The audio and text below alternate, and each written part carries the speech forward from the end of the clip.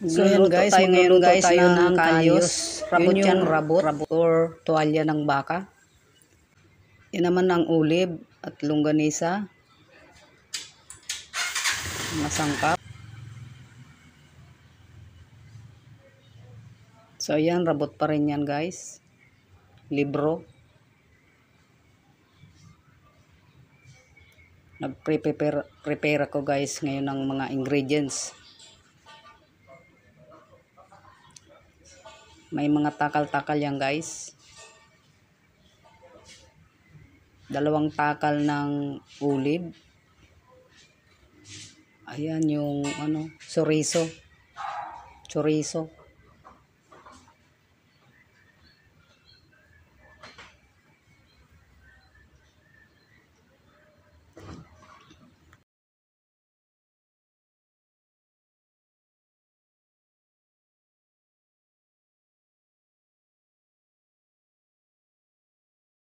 May naman ng sibuyas. At ito ang beans.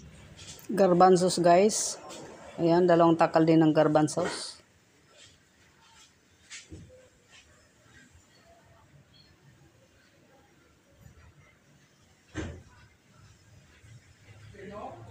Ayan na nga. At tapos na ako mag-prepare ng mga ingredients guys.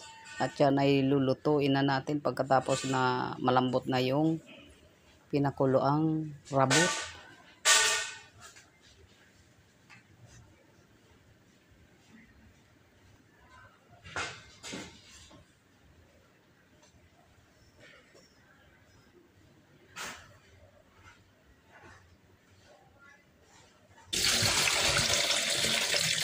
Ayan guys, sinugasan ko muna yung pagkatapos palambutin ng rabot. Kailangan natin nugasan at ayan, napapalambutin na guys. At ito na nga guys, nagigisa na ako ng mga sangkap niya guys. Ayan, pagsama-samahin na yan guys. At mamaya ay luto na yan. Napakasarap nito guys. Subukan yung lutuin guys.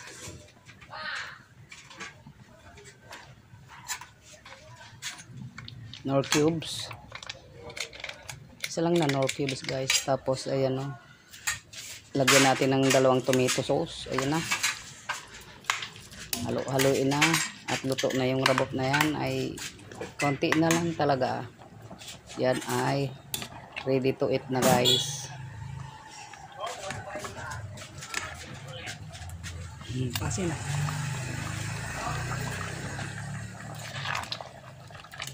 Sakto na sa lasa yan guys.